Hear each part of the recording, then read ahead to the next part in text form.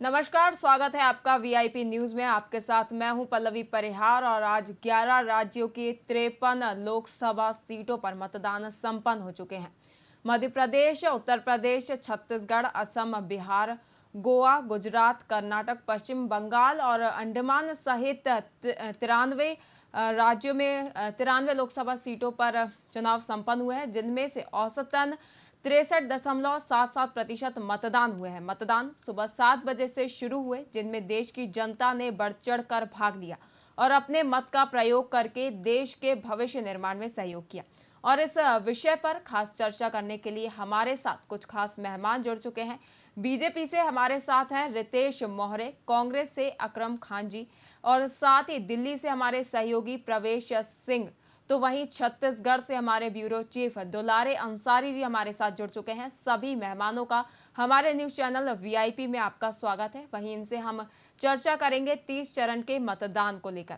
वहीं में सबसे पहले मेरा सवाल रितेश जी से होगा कि रितेश जी, आज तीसरे चरण के मतदान संपन्न हुए हैं। इसी के साथ ही बीजेपी का बाकी अन्य जिलों में भी प्रचार प्रसार जारी है। तो आज के मतदानों को देखकर क्या लगता है आपको, पड़ला किस तरफ का भारी नजर आ रहा है? जी। वीआईपी न्यूज़ के सभी दर्शकों को मेरा नमस्कार। और आज लोकतंत्र के इस महापर्व पर जिन्होंने भी आज मतदान किया उनका मैं धन्यवाद करना चाहूंगा।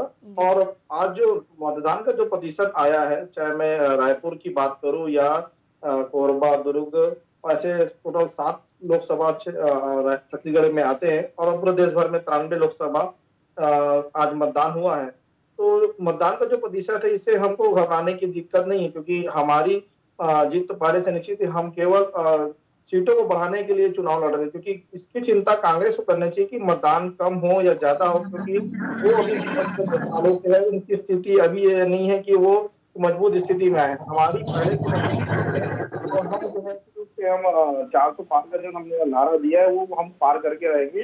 चौथे पार्टी और 7 करोड़ की चुनाव है, उसमें निश्चित रूप से भारतीय जनता पार्टी की जीत होगी। जी जी, अकरम जी, वही मेरा सवाल आपसे है। जैसा कि अभी रितेश जी ने कहा कि जो कम मतदान प्रतिशत है, इसकी चिंता कांग्रेस को करनी चाहिए, तो क्या आपको ऐसा लगता है कि जो कम मतदान प्रतिशत हुए इसका असर कांग्रेस पर ज्यादा पड़ने वाला है?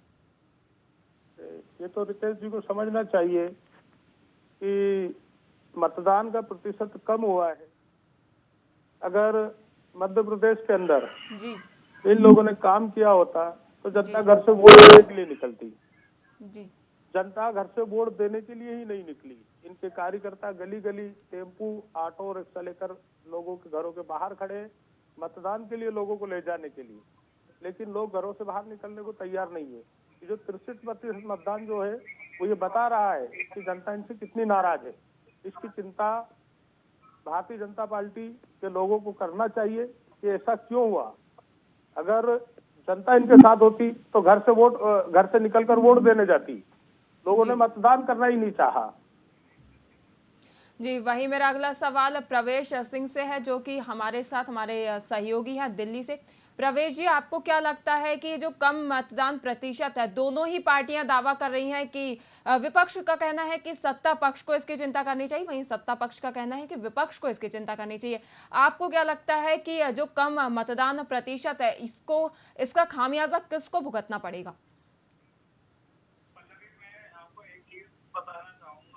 खामियाजा तो देखिए दोनों पार्टी को भुगतना पड़ेगा इस चीज का। जी हालांकि देखा जाए तो बीजेपी का पलड़ा इस वक्त भारी दिख रहा है कहीं ना कहीं। जी और मैं बताना चाहूंगा आपको कि मतदान प्रतिशत भी पिछली बार के तुलना में कुछ ऊपर उठकर आया है, पर वैसा मतदान का प्रतिशत रहा नहीं है। जी जी, वही मेरा अगला सवाल दुलारे जी से है। दुलारे जी, सुबह से ही मतदाताओं के बीच ग्राउंड जीरो से इसकी समीक्षा कर रहे हैं, तो वही मेरा सवाल दुलारे जी से है। दुलारे जी, आपको क्या देखने को मिला है, किसका पलड़ा ज्यादा भारी नजर आ रहा है इस चुनावों में? देखिए देखिए कांग्रेस के पास कुछ खोने के लिए नहीं है और पाने के लिए बहुत कुछ है। पर अगर यही देखें तो बीजेपी के पास पाने के लिए बहुत कुछ बचा हुआ है, पा चुके हैं। अब इनमें से अगर 2 सीटें कम होती है, 3 सीटें कम होती है, तो बीजेपी के लिए अच्छी बात है।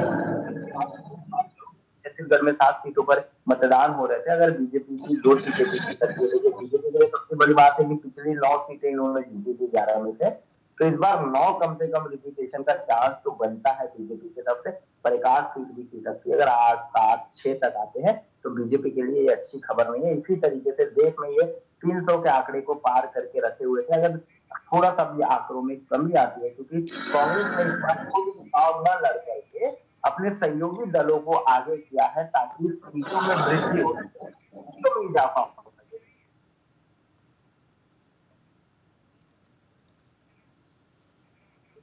वहीं मेरा अगला सवाल अकरम जी से है कि जिस तरीके की प्रतिक्रिया सामने आ रही है, वहीं मैं ये पूछना चाहूंगी कि ये माना जा रहा है कि ये जो लोकसभा चुनाव है ये कहीं ना कहीं कांग्रेस के अस्तित्व की लड़ाई मानी जा रही है, तो इस पर आपकी क्या प्रतिक्रिया है अकरम जी?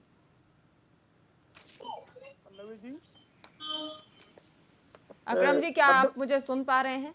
हाँ, मुझे आपकी आवाज आ रही है पल्लवी जी? जी अकरम जी। ऐसा बिल्कुल नहीं है कि कांग्रेस अपने अस्तित्व की लड़ाई लड़ रही है। कांग्रेस बेशक पहले सीटें नहीं ला पाई और मध्य प्रदेश में सरकार भी नहीं बना पाई, लेकिन ये जो लोकसभा का चुनाव है और आज जो वोटिंग हुई है लोकसभा में और इससे पहले चरणों में जो वोटिंग हुई है, इससे स्पष्ट ये क्लियर हो गया है कि मध्य प्रदेश की जनता अब भाजपा के साथ नहीं जाना चाहती है जी। क्योंकि वो लोग वोट कर रही है, घर से बाहर नहीं निकल रहे हैं।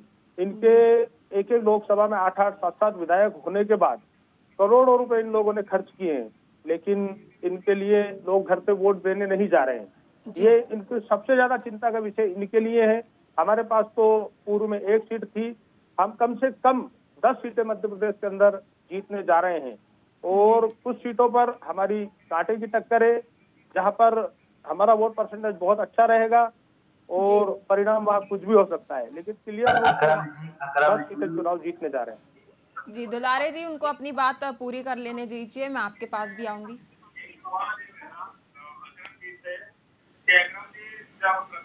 के लिए अभी आप इतने प्रयास कर रहे हैं विदिशा लोकसभा सीट के लिए, तो क्या निश्चित तौर पे ये जाना जाए कि आप शिवराज सिंह चौहान को कड़ी टक्कर दे रहे हैं इस वक्त? शिवराज सिंह चौहान को कड़ी टक्कर दी जा रही है अकरम जी। हाँ बिल्कुल, शिवराज सिंह चौहान को कड़ी टक्कर दी जा रही है। शिवराज सिंह चौहान ने अपनी पूरा धन बल और पूरी ताकत से इस चुनाव को लड़ा है, लेकिन उसके बाद भी कांग्रेस का कार्यकर्ता हर बूथ पर डटकर उनका मुकाबला किया है और परिणामों में आपको ये चीजें नजर आएगी। इन्होंने नारा दिया था 10 लाख पार, 10 लाख से चुनाव जीतने का दावा करने वाली पार्टी के कार्यकर्ता आज जब हमने जमीनी स्तर पर देखा है तो घरों के सामने ऑटो टेम्पो रिक्शा लेकर खड़े थे, लेकिन लोग उनके साथ जाने को तैयार नहीं थे, लोग उनके पक्ष में मतदान करने को तैयार नहीं थे। इन्होंने सारी कोशिशें 18 साल ये मुख्यमंत्री रहे, 18 देखिए 10 लाख पार तो आपने इंदौर में भी नारा दिया था, पर आपके प्रत्याशी ने वहां से पर्चा उठा लिया। नहीं, उसमें तो पूरे देश के अंदर आपकी किरकिरी हो रही है। या तो हम ये समझे कि नोटा की जीत होगी इंदौर में या कांग्रेस की जीत होगी वहाँ, उसमें तो पूरे देश के अंदर आपकी किरकिरी हो रही है। किस तरह से आपने धन बल और दबाव से लोकतंत्र की हत्या की है। वहाँ लोकतंत्र की हत्या के खिलाफ वोटिंग होगी, वहाँ पर नोटा को वोट मिलने वाला है। जी अकरम जी, वहीं दुलारे जी आपसे कुछ सवाल करना चाहते हैं। जी दुलारे जी पूछिए। अकरम जी, देश जानना चाहता है कि आप कन्हैया कुमार को बिहार से लड़ा सकते थे, पर कन्हैया कुमार को दिल्ली लाना और अचानक से मनोज तिवारी के सामने खड़ा करना, जो सीट आपकी जीती हुई थी उसको भी आप हार में बदलना चाहते हैं क्या? ऐसा कुछ नहीं है। देखो, ये पार्टी का निर्णय है, पार्टी किस कैंडिडेट को कहां पर उचित समझती है।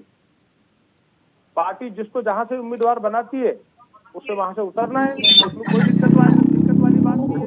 तो वो जीती हुई सीट थी आपकी, मुझे लगता है कि कन्हैया कुमार को यहाँ से लड़ाना मतलब ये जैसे दावा हो जाता है कि कन्हैया कुमार सीट जीत कर जाएंगे, पर बड़े दावेदार के सामने, प्रबल दावेदार के सामने आप अगर कन्हैया कुमार को खड़े कर रहे हो, वो एक भी बार लोकसभा चुनाव जीते नहीं है, और जबकि मनोज तिवारी पिछले बार जीत करके आए हैं, उनको रणनीति मालूम है, उनको सारी चीजें पता है, ऐसे लोगों के सामने कांग्रेस जब अच्छे प्रत्याशी को उतारती है जो जीत सकता था, तो कहीं ना कहीं यही आपके हार का कारण और सीट कम होने का कारण मुझे जो लगता है वो देश में यही एक कारण है कि आप अच्छे प्रत्याशी को संभाल नहीं पा रहे हैं, उनकी जीत को ला नहीं पा रहे। अगर वो कन्हैया कुमार संसद में जाते हैं तो एक अच्छी मजबूती संसद में मुझे लगता है कि विपक्ष में आएगा, पर आपको लगता है कि ये बड़ा मास्टर स्ट्रोक जो था वो बड़ा गलती साबित हो सकता है? नहीं, ऐसा नहीं है। पूरे सोच विचार कर और पूरे मंथन के बाद उनको टिकट दिया गया है वहां पे। ऐसा नहीं है कि मनोज तिवारी को साउथ दिल्ली से वो अच्छी टक्कर देंगे और कन्हैया कुमार वहां चुनाव जीतेंगे। आप देखिएगा, कन्हैया कुमार की कल नामांकन रैली हुई है, उसमें भी जबरदस्त उत्साह था और लोग वहां पे कांग्रेस के साथ है। इंडिया गठबंधन के प्रत्याशी के रूप में कन्हैया कुमार वहां से अपनी जीत दर्ज कराएंगे। देखिए अकरम जी, नामांकन रैली में आना, जनसभाओं में लोगों का आना, ये अलग है। और एक तरफ वोट परसेंटेज बढ़ना, एक तरफ वोट में कन्वर्टेबल होना, ये दोनों अलग अलग चीजें हैं। हो सकता है कि लाखों लोग आपके कैंपेन में हो, पर क्या वो लाखों लोग जो कैंपेन में थे, जो जनसभा में थे, क्या वो कांग्रेस को वोट डालेंगे? मेरा ये सवाल है, देश ये जानना चाहता है। देश ये जानना चाहता है। मैं आपको बता रहा हूँ कि पिछली जिस तरह से पहले मत विभाजन हो जाया करता था कांग्रेस के वोटों का, इस बार मत विभाजन की कंडीशन नहीं है। इंडिया गठबंधन के सिंगल कैंडिडेट है और अच्छी परिस्थितियों में वहां पे चुनाव होगा और कन्हैया कुमार वहां चुनाव जीतेंगे। जी अकरम जी, अभी जिस तरीके से आप दावा कर रहे हैं प्रचंड बहुमत से जीत का, लेकिन कहीं ना कहीं देखा जा रहा है कि कांग्रेस ने जिन प्रत्याशियों पर भरोसा जताया है उनकी पॉपुलैरिटी इतनी नहीं है। कहीं कहीं तो जनता प्रत्याशियों के नाम ही नहीं जानती और कहीं तो पता ही नहीं है लोगों के कि कांग्रेस ने यहाँ से अपना प्रत्याशी उतारा भी है या नहीं। तो कहीं ना कहीं इसका नुकसान कांग्रेस को तो भरना पड़ेगा। देखो, मैं आपको बताता हूँ, प्रताप बानू शर्मा हमारे विदिशा से कैंडिडेट हैं जी। अब अगर इनके बारे में कोई ये कहे कि ये नए प्रत्याशी है, कोई इनको जानता नहीं है, तो ये कितना बड़ा मिथ्य होगा। भाई प्रताप बानू शर्मा 91 में 80 में 84 में सांसद रहे, 91 में अटल बिहारी वाजपेयी के सामने चुनाव लड़े। भाई ये कोई नया चेहरा थोड़ी नहीं है, ये तो मजा हुआ चेहरा है, पुराना चेहरा है, इसको सब जानते हैं, पूरा मध्य प्रदेश में जानते हैं प्रताप बानू शर्मा जी को। रही बात कन्हैया कुमार की, तो कन्हैया कुमार भी एक पॉपुलर चेहरा, पूरा देश उनको जानता है।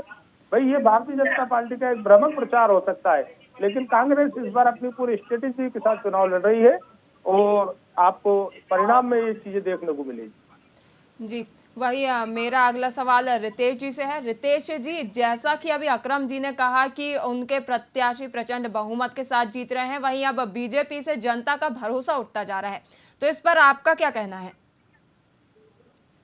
मुझे लगता है कि कांग्रेस के प्रवक्ता अकरम जी के जो बातें हैं, ये वही बातें की खैरी पुलाव वाली बातें हैं कि किस प्रकार से खुद को आश्वस्त करना कि हाँ मैं जीत रहा हूँ। लेकिन जब आप देखते हैं कि जब खरगोश और कछुए की जब रेस होती है तो कछुआ जीतता है, क्योंकि खरगोश बड़े जोश के साथ वो दौड़ता, कहता है कि मैं तो जीत जाऊंगा, लेकिन जब परिणाम आता है तो देखेंगे कछुआ जीत जाता है। वही स्थिति आज कांग्रेस की है कि उन्होंने भी 2023 के चुनाव विधानसभा में मध्य प्रदेश छत्तीसगढ़ हमने बड़ा दम भरा था, लेकिन आज स्थिति क्या है देश देख रही। और रहा बात, उन्होंने कहा कि कन्हैया कुमार को देश जानता है, ठीक बोल रहे हैं, वो कन्हैया कुमार को पूरा देश जानता है। कि देश किस प्रकार से जानता है ये भी मैं बता देना चाहता हूँ। जेएनयू के अंदर तो देश विरोधी नारे लगा है, भारत तेरे टुकड़े होंगे, हम लेके रहेंगे आजादी, इस प्रकार से नारे लगाने वाले। चाहूंगा मैं बीजेपी प्रवक्ता से कि बीजेपी में ही क्या सारे कैंडिडेट बचे हुए हैं? कांग्रेस में कैंडिडेट नहीं बचे हैं इस वक्त, सारे के सारे प्रत्याशी भाजपा के तरफ। मैं भाजपा की बात करूं तो भाजपा ने 17,000 कार्यकर्ता मध्य प्रदेश में कांग्रेस के बीजेपी में आ गए हैं, तो उस बारे में क्या कहना चाहेंगे प्रवक्ता जी?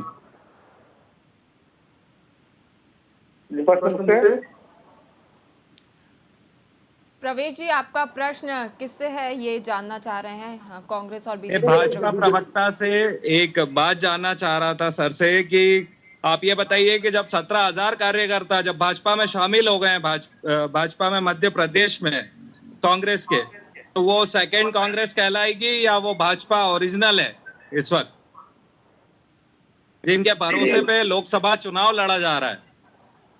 देखिए, भारतीय जनता पार्टी अपने मूल कार्यकर्ताओं के भरोसे और जनता के भरोसे चुनाव लड़ती है। हमारे द्वार खुले रहते हैं। चुनाव के दरमियान कोई आया या गया, इससे भारतीय जनता पार्टी को बहुत ज्यादा फर्क नहीं पड़ता। हाँ, हमारी विचारधारा, हमारे कामों को देख करके बहुत सारे कांग्रेसी, मध्य प्रदेश की बात करूं, वहाँ बड़ी संख्या में लोग वहाँ भारतीय जनता पार्टी प्रवेश किए हैं और समर्थन दिए हैं। इसका सीधा अर्थ है कि कांग्रेस के वोट बैंक में तेलमारी हुई है और कांग्रेस का वोट बैंक जो उनको जाता था वो आज हमको जाएगा। हमारे वोट बैंक से हमको कोई फर्क नहीं पड़ने वाला, क्योंकि हम 5 साल लगातार काम करते, सत्ता के लिए केवल काम नहीं करते। इसीलिए कार्यकर्ता, जो कांग्रेस के वरिष्ठ कार्यकर्ता बीजेपी में शामिल हुए हैं, क्या उनका वोट बैंक भी बीजेपी के पास है इस वक्त? बिल्कुल बिल्कुल। वो आपने देखा कि जब सिंधिया जी जब आए थे तो 32 विधानसभा सीट में भी इसका प्रभाव पड़ा था। और आज देखेंगे कि जितने भी लोकसभा सीटें हैं मध्य प्रदेश के अंदर, वो पूरे के पूरे मोहन यादव जी ने मुख्यमंत्री हैं, उनके जो दावे हैं 100% सफल होंगे। और प्रदेश अध्यक्ष जो बी.डी. शर्मा जी है, उनके भी जो मेहनत है वो कारगर साबित होगा और हम मध्य प्रदेश की सभी सीटों पर जीत करके आएंगे। ये बिल्कुल मैं आपके चैनल के माध्यम से आश्वस्त कर रहा हूँ। जी रितेश जी, अभी आपने कहा कि जो कांग्रेस के कार्यकर्ता हैं वो बीजेपी की कार्य प्रणाली से, उनके किए जा रहे कार्यों से प्रभावित होकर बीजेपी में शामिल हो रहे हैं, लेकिन अभी कुछ ही देर पहले अकरम जी ने कहा था कि बीजेपी धन बल के दम पर कांग्रेस कार्यकर्ताओं को बीजेपी में शामिल करवा रही है, तो इस पर आपका क्या कहना है? अकरम जी से भी पल्लव जी एक सवाल चाहूंगा अकरम जी से भी। जी प्रवेश जी, अकरम जी ये रितेश जी को अपनी बात पूरी करने दीजिए, फिर मैं आपके पास भी आऊंगी। जी देखिए, धन बल से 1 2 3 4 5 लोगों को खरीदा जा सकता, 17,000 लोगों को नहीं खरीदा जा सकता।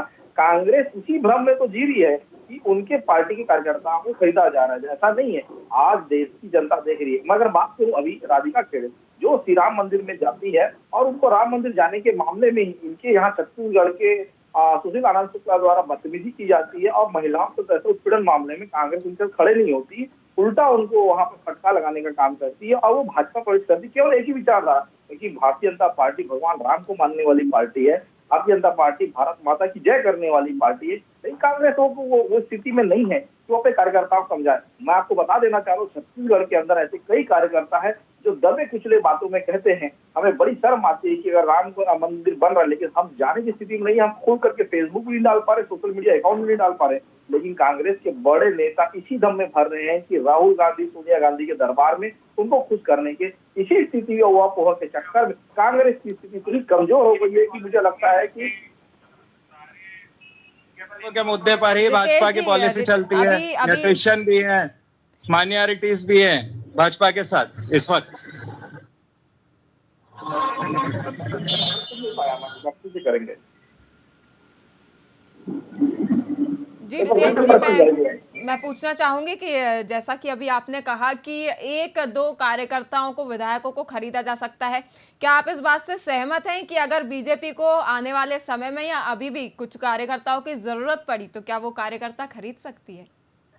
बिल्कुल नहीं, हम खरीदने और बेचने में हम विश्वास बिल्कुल नहीं रखते। ये काम कांग्रेस का हो सकता है, हम नहीं करते। हम विचारधारा का काम लड़ाई लड़ते हैं और देश के लिए काम करते हैं। हमारी विचारधारा को देखकर ही कांग्रेस के लोग या अन्य दल के लोग हमारे साथ आ रहे हैं और इसमें कोई संशय नहीं है कि हम खरीदे।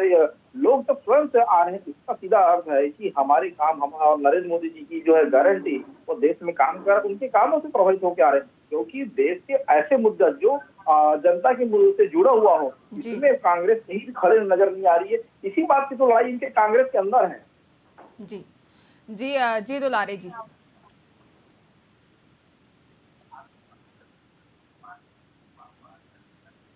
आपने 10 सालों में देखा होगा कि जब भी चुनाव होता है तो ईवीएम के घर होते हैं, जब भी चुनाव होता है तो कांग्रेस के घर का पहला दरवाजा या विपक्ष के घर का पहला दरवाजा अगर कोई खटखटाता है तो वो बीजेपी है। और बीजेपी पर कांग्रेस लगातार ये आरोप भी लगाती रही है कि वो ईडी का, सीबीआई का और आईटी का दुरुपयोग करती रही है। मुझे जो लगता है, क्या आपको भी लगता है?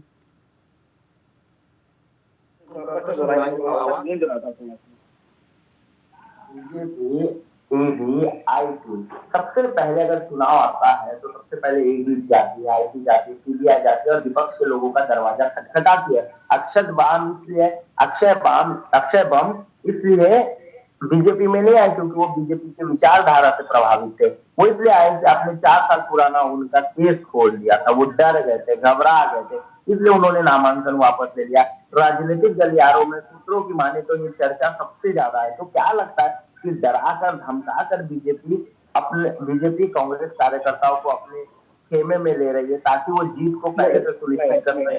बिल्कुल नहीं।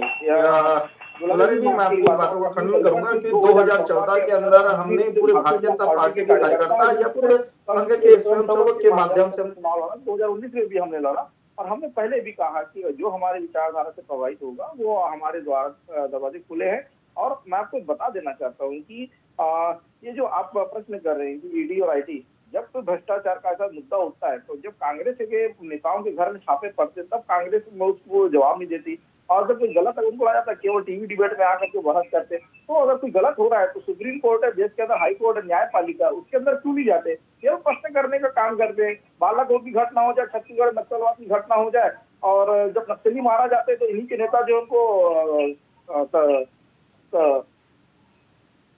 आदत करके बात करते, तो मुझे लगता है कि कांग्रेस फिर मुद्दे से भटक करके काम कर रही। और अगर वो जनता के मुद्दों को अगर सही तरीके से उठाती तो आज जो उनकी परिस्थिति है वो आज स्थिति ऐसा नहीं होती, क्योंकि आज कांग्रेस के अंदर ही काफी कुछ जद्दोजहद है और उनकी लड़ाई आपस की बनी हुई है, क्योंकि इनके लीडर में कोई इतना दम नहीं है, कोई चमत्कार नहीं। राहुल गांधी जब छत्तीसगढ़ में आते हैं तो बहुत ज्यादा भीड़ आती नहीं है, प्रियंका गांधी जब आती है तो उनके यहाँ भीड़ होती नहीं है, और मोदी जी या अमित शाह जी आते हैं तो आप देखेंगे स्वतः ही लोग अपने से जाते हैं। तो इसका सीधा सीधा आता है कि जे जनता की भावना या जनता का विश्वास नरेंद्र मोदी के साथ में है।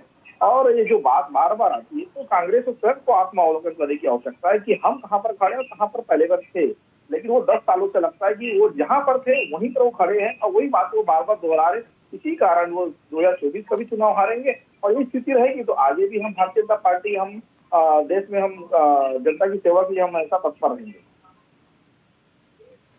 जी, मेरा अगला सवाल अकरम जी से है। अकरम जी, जिस तरीके से अभी दुलारे जी का सवाल था कि हमेशा जो सत्ता पक्ष है उस पर ईडी और जो सरकारी एजेंसियां हैं उसके दुरुपयोग का इल्ज़ाम लगता जा रहा है, लेकिन क्या ये पहली बार है कि इस तरह ईडी ने किसी भी राजनीतिक पार्टी के कार्यकर्ता के यहाँ रेड डाली हो या कोई कार्रवाई की हो?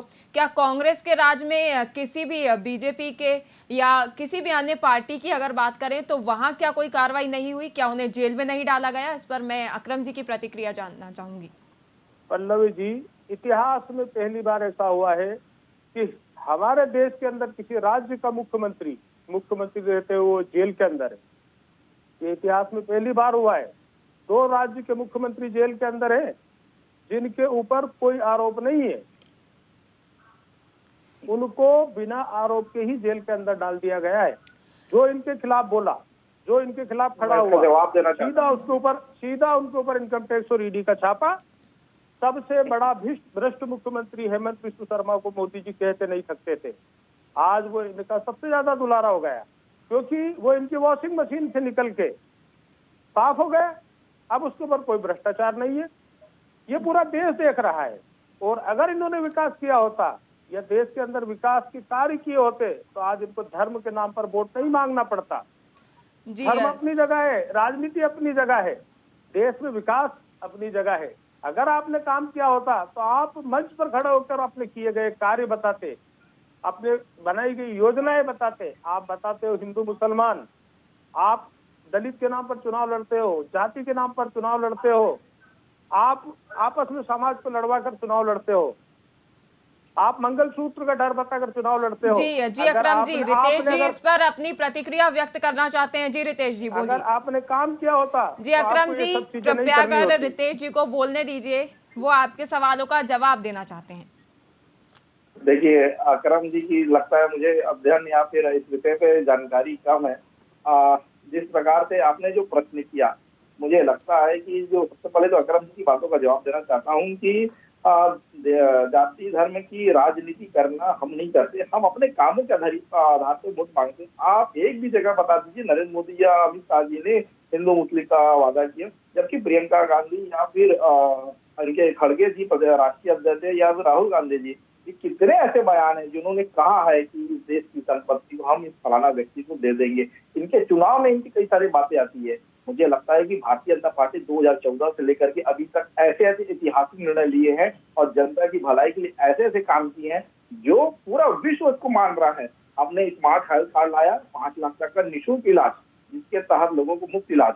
और मैं बात करूं किसानों के न्याय की बात करूं तो पूरे देश भर के किसानों को हम सालाना 6,000 रुपए देने का काम करते हैं। प्रधानमंत्री आवास देने का हमने काम किया, शौचालय के माध्यम से महिलाओं के साथ न्याय करने के लिए काम किया।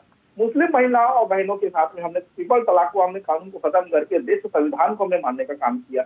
और जो ये बात करते बार बार हर मंच पे कि संविधान खतरे में, ये बता दीजिए राजीव गांधी के समय में जो जितने बार संविधान में जो अमेंडमेंट ला करके उसको सुधार किया गया, या फिर इंदिरा गांधी नेहरू जी की बात को 80 बार से अधिक संविधान के साथ छेड़खानी करने का काम जो कांग्रेस पार्टी करती है और हर आरोप लगाती है भारतीय जनता पार्टी के ऊपर, क्योंकि इनके पास कोई मुद्दा होता नहीं है और काम करने के पास इनकी कोई इच्छा शक्ति नहीं है। जब चुनाव आता है तो ये पहुंच जाते हैं जनता के पास, हमें जो वोट दो, और ये क्यों नहीं मानते हैं? क्या बोलते हैं अपने काम के आधार पर? अगर 10 साल पहले उन्होंने काम किया होता, मनमोहन सिंह की सरकार ने काम किया, या छत्तीसगढ़ भूपेश सरकार ने काम किया, तो मुझे लगता है कि काम के आधार पर वोट हम मांग रहे हैं, ईमानदारी से मांग रहे हैं। आप मोदी जी के भाषण का देख लीजिए या राहुल गांधी जी के भाषण का देख लीजिए। रितेश जी, फिलहाल हमारे पास समय का अभाव है, वहीं दुलारे जी कुछ कहना चाहते हैं, हम उनकी प्रतिक्रिया या सवाल जान लेते हैं, उसके बाद हम आगे बढ़ेंगे। जी दुलारे जी।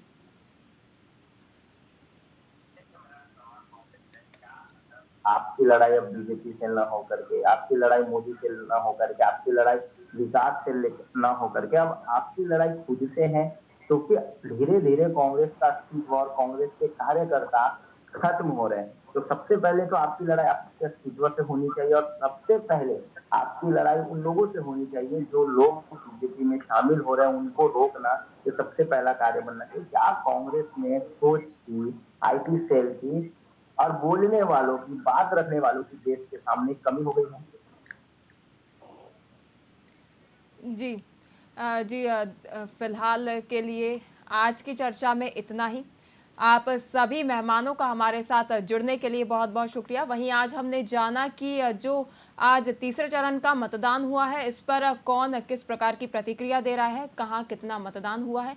वहीं इस मतदान को लेकर सभी राजनीतिक पार्टियां अपनी अपनी जीत का दावा कर रही हैं और जो कम मतदान प्रतिशत हुआ है उसको एक दूसरे की नाकामी बता रही हैं। वहीं इसका पूरा परिणाम तो हमें 4 जून को ही देखने को मिलेगा। ऐसे ही और मुद्दों के लिए देखते रहिए VIP न्यूज़। नमस्कार।